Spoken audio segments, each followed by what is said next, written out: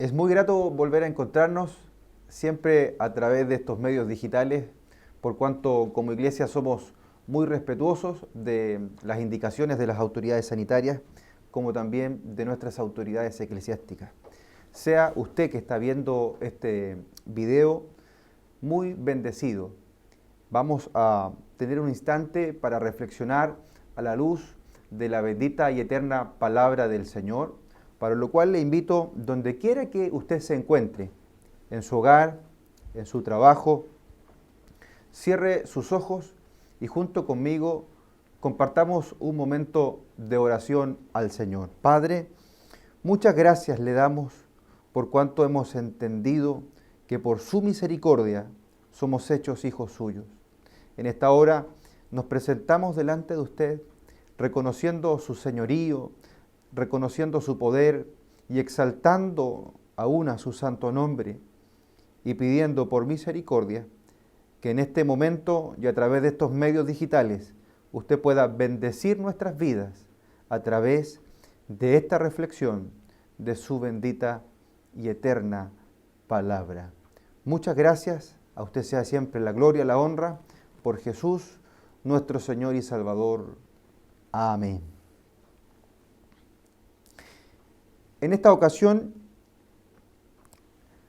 la palabra del Señor se basa en uno de los primeros milagros que puede registrar el tiempo de la iglesia, como lo estipula Lucas en el libro de Hechos de los Apóstoles, en el capítulo número 3, desde el versículo número 1 en adelante, diciendo así en el nombre del Señor Jesús: Pedro y Juan subían juntos al templo a la hora novena, la de la oración, y era traído un hombre cojo de nacimiento, a quien ponían cada día a la puerta del templo, que se llama La Hermosa, para que pidiese limosna de los que entraban en el templo. Este, cuando vio a Pedro y a Juan que iban a entrar al templo, fijando en él los ojos, les dijo: míranos. Entonces él les estuvo atento, esperando recibir de ellos algo. Mas Pedro dijo: no tengo plata ni oro, pero lo que tengo te doy. En el nombre de Jesucristo de Nazaret, levántate y anda. Y tomándole por la mano derecha, le levantó, y al momento se le afirmaron los pies y tobillos. Y saltando, se puso en pie y anduvo, y entró con ellos en el templo, andando y saltando, y alabando a Dios. Y todo el pueblo le vio andar y alabar a Dios. Y le reconocían que era el que estaba sentado a pedir limosna en la puerta del templo, La Hermosa, y se llenaron de asombro y de espanto por lo que había sucedido. Hoy por hoy, el contexto en el que está situada la iglesia es un contexto donde hay un mal que nos está gobernando como sociedades y que aún está afectando a quienes tenemos la bendición de ser llamado iglesia. Me refiero a este mal de la indolencia. La indolencia. Indolencia en las personas. Indolencia en las comunidades. Indolencia, dicen algunos, en las autoridades. Indolencia generalizada.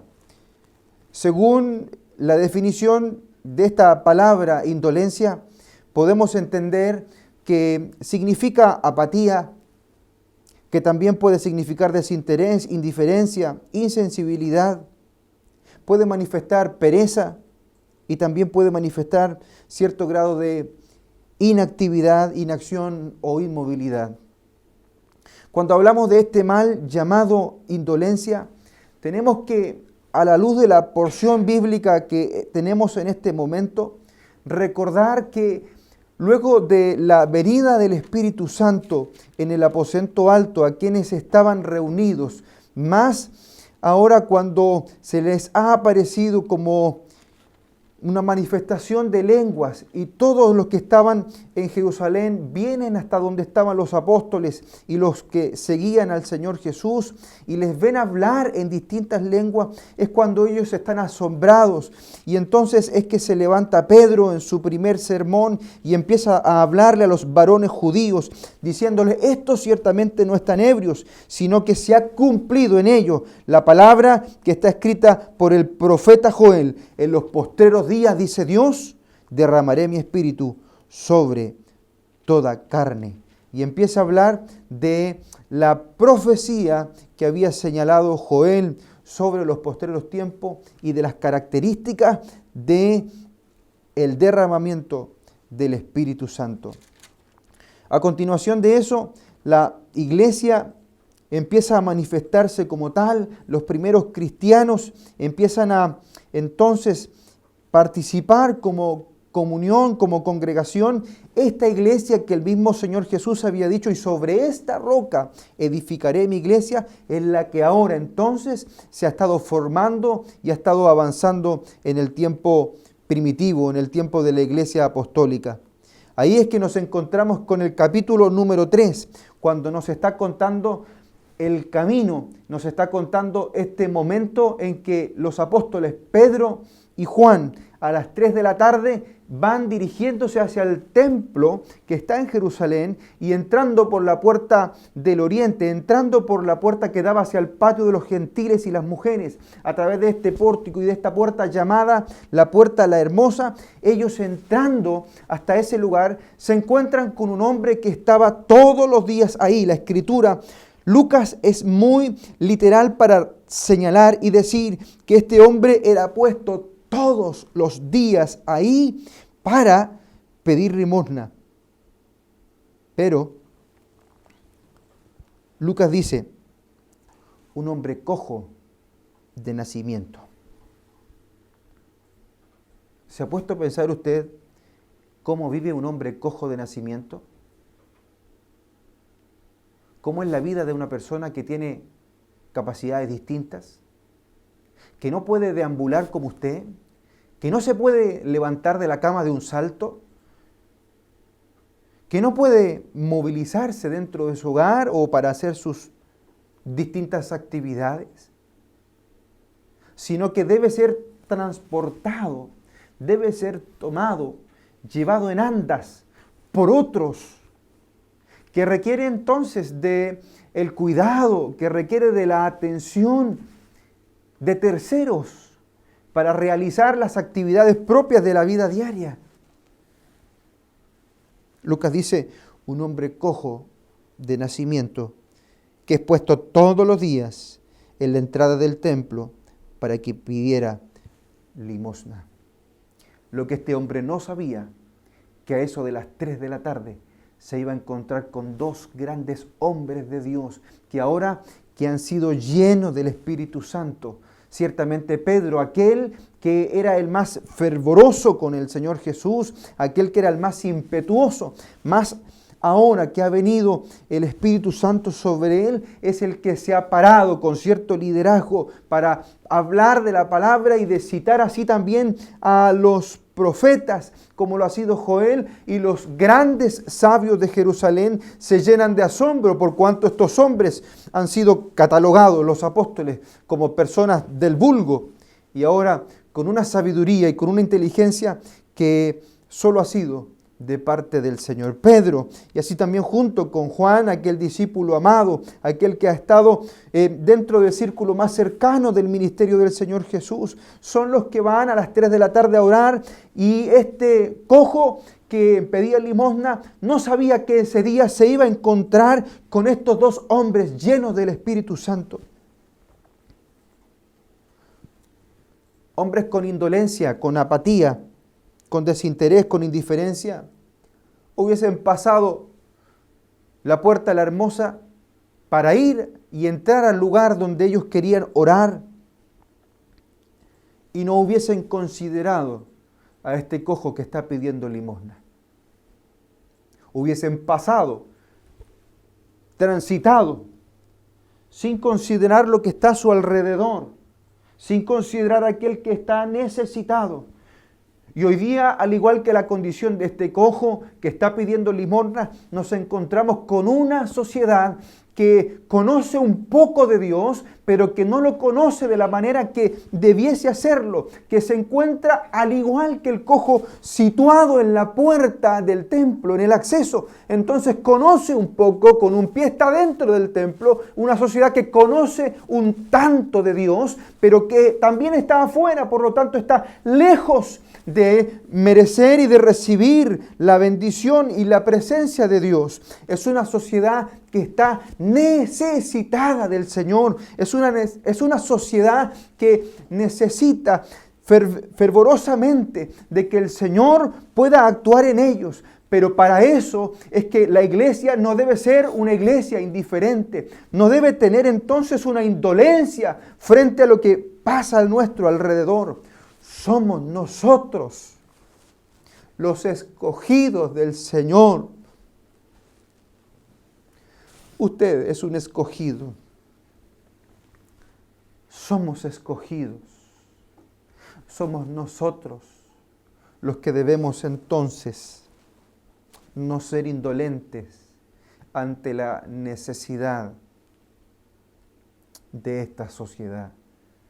Hoy más que nunca, cuando la falta de trabajo, cuando la falta de alimento, cuando la falta de condiciones básicas para vivir genera caos en la sociedad y en el mundo entero. Vemos olas de violencia en países líderes mundiales, pero también vemos necesidades y violencias en las calles de nuestro país, y nuestra ciudad tampoco está ajena a aquello. Violencia tras violencia, en personas que buscan, que anhelan encontrar y llenar alguna necesidad del alma, una necesidad espiritual. Todo por una falta, por una ausencia de Dios en sus vidas, por una ausencia del Señor en sus hogares, por una ausencia del Señor en nuestra sociedad. Pedro pudiese figurar, representar la fe, y Juan la adoración. Y esta unión de fe más adoración provocó que le entregaran a ese cojo lo que ellos tenían. Pedro le dice: no tengo plata ni oro, mas lo que tengo te doy. En el nombre de Jesucristo de Nazaret, levántate y anda. La iglesia tiene poder de Dios. La iglesia tiene presencia de Dios. Por lo tanto, la iglesia tiene en sus manos, tiene en su boca el testimonio y tiene en sus manos la posibilidad para accionar en beneficio de esta sociedad tan necesitada de Dios. Este mal llamado indolencia es un mal que está gobernando nuestras sociedades. Pero la indolencia no solo significa apatía, desinterés, indiferencia, sino que también significa pereza, letargo, inactividad, inmovilidad. Y aquí, detenernos en esta reflexión sobre este segundo punto, al interior de nuestra iglesia, la iglesia del Señor. Hoy día no tenemos la posibilidad de estar en nuestros templos. Hoy día no tenemos la posibilidad de poder participar de las actividades normales de la congregación. Y esto, por ningún motivo, puede ser sinónimo de que el fervor de nuestros corazones decline, de que se produzca en nosotros una especie de cuarentena espiritual. Es cuando, por el contrario, tenemos que estar gozosos en el Señor, activos en nuestra vida espiritual, fervorosos.